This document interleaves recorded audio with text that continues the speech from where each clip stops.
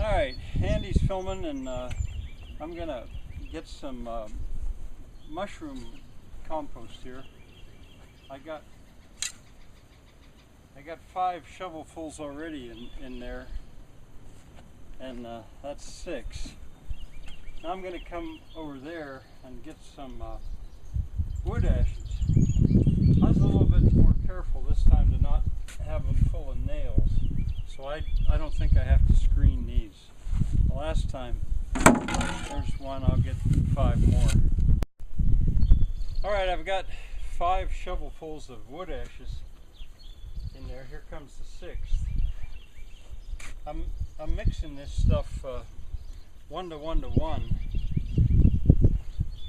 So there's mushroom compost and wood ashes, and since they're both pretty light, I'll mix them first, just like mixing mortar or concrete. Alright, I've got 6 and 6, and I mixed that up. That was pretty light. Now I'm gonna put limestone dust. This stuff is much heavier. There's 1, 2, 3, 4, 5, 6. I have no real good reason for doing it 1 to 1 to 1, except I don't know what else to do. Alright, now this I'm going to mix, and once again it's just like mixing concrete. Alright, you might call that my seed bed. It's mixed, pretty thoroughly mixed, and now here's that seed that I showed you I mixed inside the house. It's tempting to say every seed known to man, which isn't quite true, but a lot of annuals, wheat, barley, and oats and rye are missing because it's not the right time. And anyway, there we go. Now I'm going to mix that up. You can pause. This has been exposed to the sun a little bit longer. Not long, but so the cracks are a little wider.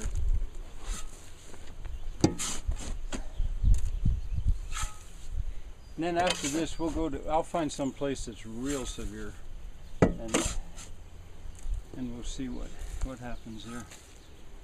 I'll bucket it to that.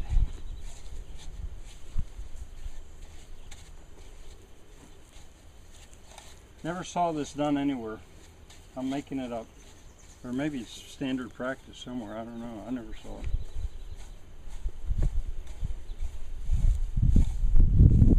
That's one of the reasons I'm going to bother to film this, because if it works, I'm sure there's a lot of ground around it. It's like this. Then too, the question arises, the next cycle, when it cracks, when the fissures form, will they fracture along different lines because of this? And I think they probably will.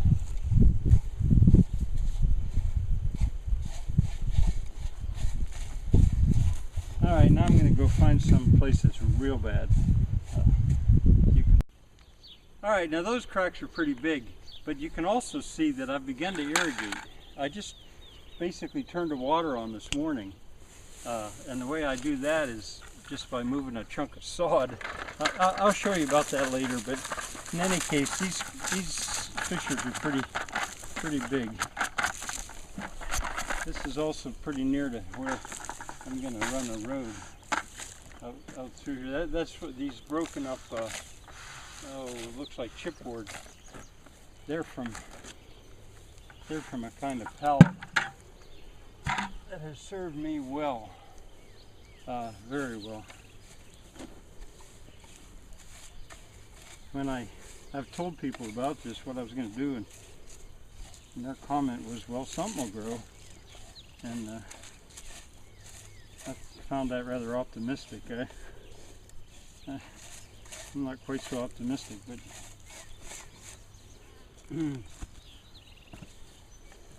we'll see. I didn't have enough there.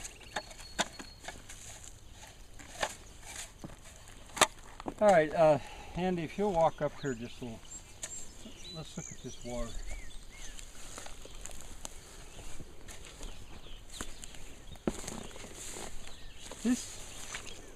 This is coming from, as I say, just this morning, and there's some place where it's pretty clearly running out, and it won't do to have it run into those plants and not run out. So what I'm going to end up doing is using that water as my level, and I'll ditch across here, letting the water teach me exactly where I should go, and I'll just take that as far as I can, or until I meet a drain. Well, out here there's a drain.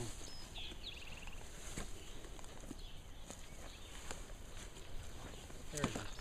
Or it's not a drain, but I mean I'll bring it out until I meet that, either above it or below it. I can do that now because I've got the water to use as my guide.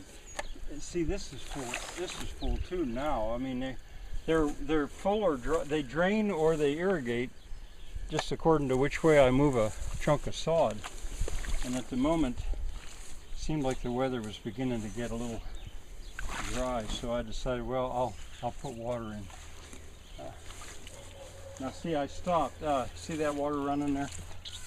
I'm not sure why that is, but now I can keep going. All right, I guess that's probably enough for now.